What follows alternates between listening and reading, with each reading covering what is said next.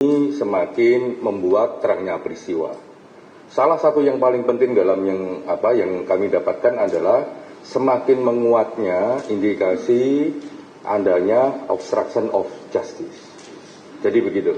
Jadi bingkai hal yang penting yang didapat oleh Komnas HAM itu obstruction of justice-nya juga semakin terang benderang.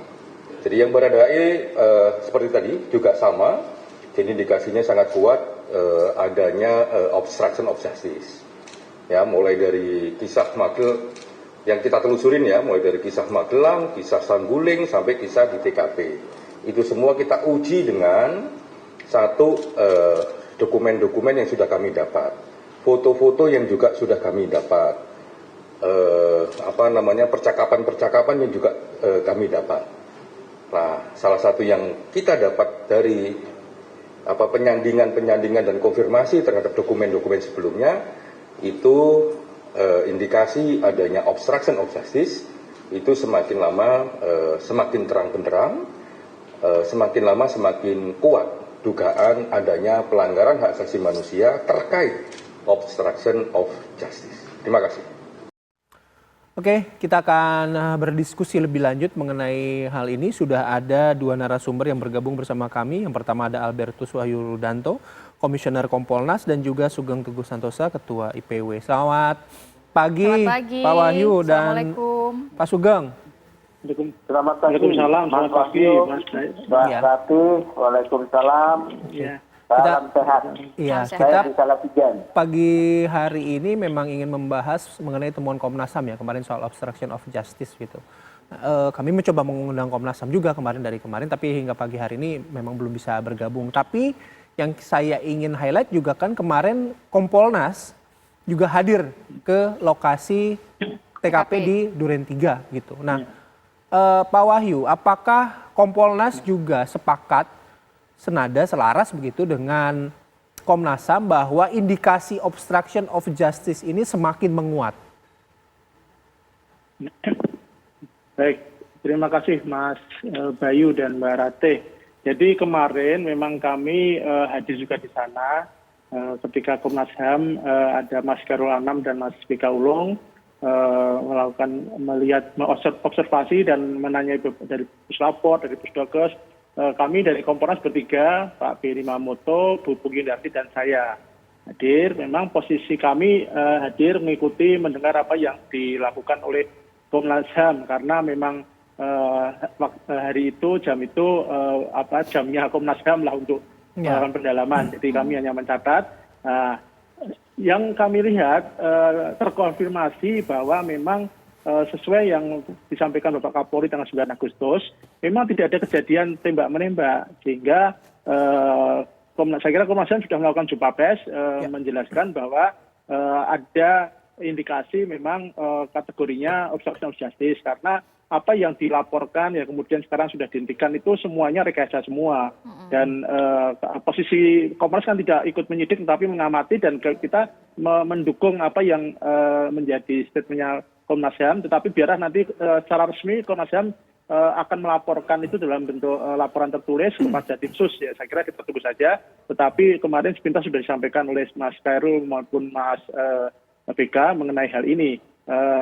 Intinya poin yang ingin kami sampaikan, apa yang dilihat kemarin dan ditanyakan menunjukkan memang tidak ada kejadian tembak-menembak sehingga kemarin dicek betul. Karena yang situasi yang ada masih situasi BAP pertama, BAP rekayasa. Saya kira nanti setelah ada pengakuan dan BAP benar, urusan-urusan yang benar bagaimana, tentu ada perubahan formasi mengenai hal yang ada dan nanti direkonstruksi akan semakin kelihatan apa yang ada sebenarnya, apa yang terjadi sebenarnya. Demikian, Mas. Oke. Tapi dalam kacamatanya Kompolnas, Pak Wahyu gitu, soal obstruction of justice ini bagaimana? Terutama kan Kompolnas pasti mengikuti ya dari awal sampai kemarin lah gitu. Obstruction of justice itu kalau boleh kita rumuskan itu kan merupakan tindakan untuk menghalang-halangi proses hukum. Ya. Nah, dan oleh pihak penyidik sudah disampaikan bahwa ketika pelaporan itu kemudian dihentikan sidiknya kan akan dirangkai sebagai bagian dari obstruction of justice.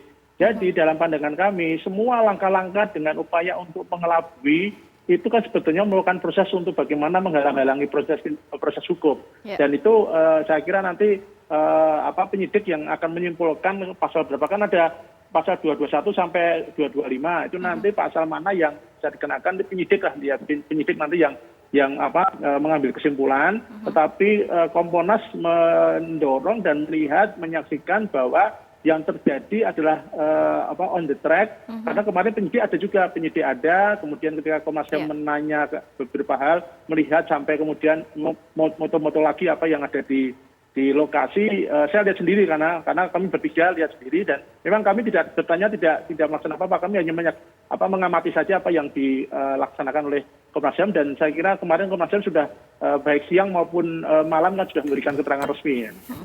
Baik, saya mau ke Pak Sugeng. Pak Sugeng, kalau melihat obstruction of justice ini, apakah dari IPW melihatnya hanya ada di tempat kejadian perkara di TKP saja, atau di luar TKP pun ternyata ada indikasi obstruction of justice, Pak Sugeng? Saya harus sampaikan awalnya ya.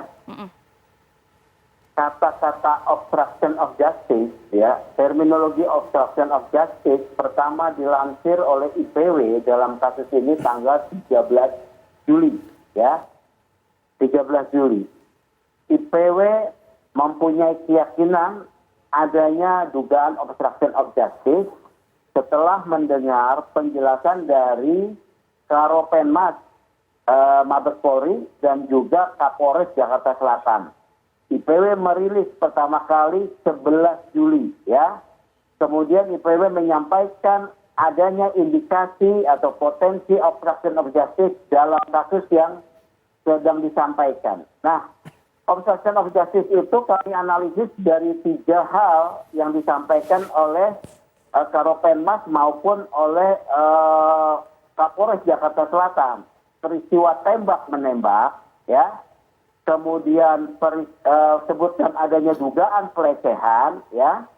Kemudian adanya ancaman. Bagaimana kami menilai itu ada obstruction of justice? Padahal kami tidak punya akses alat bukti ataupun informasi, ya. Kami gampang nilainya. Itu tempat kejadian perkara tidak di polis lain. Ya. Tanggal 11 Juni tempat kejadian perkara tidak di polis lain. Ini sudah aneh. Ini sudah tidak sesuai prosedur. Kemudian banyak analisis lain. Ya, oke. Apakah hanya terjadi di tempat kejadian perkara? Ya tidak. Ternyata Kapus Lapor kan terkena juga. Ya, Kapus Lapor kan yang kantornya bukan di lokasi, walaupun dia bekerja nanti anak buahnya di lokasi kena juga. Ya. Kemudian Propam yang kerjanya ada di kantornya juga kena, ya, yaitu 36 orang saat ini. Ya. Jadi yang justru mengagetkan IPW adalah jumlah orang yang diduga melakukan pelanggaran etik terkait dengan pelanggaran obstruction of justice itu sungguh besar. Itu yang membuat IPW atau masyarakat terkejut. Begitu, Mbak Ratih, ya, dan Mas Bayu. Baik, Pak Sugeng, itu kalau misalnya melibatkan personel Polri juga ya, tadi Pak Sugeng menyebutkan. Tapi kan kita juga dapat informasi kemarin ada upaya penyuapan ya pada Baradae. Nah, ini soal itu apakah juga masuk dalam konstruksi obstruction of justice? Nah, kita bahas, tapi kami harus jeda terlebih dahulu. Sesaat lagi di Apa Kabar Indonesia Pagi.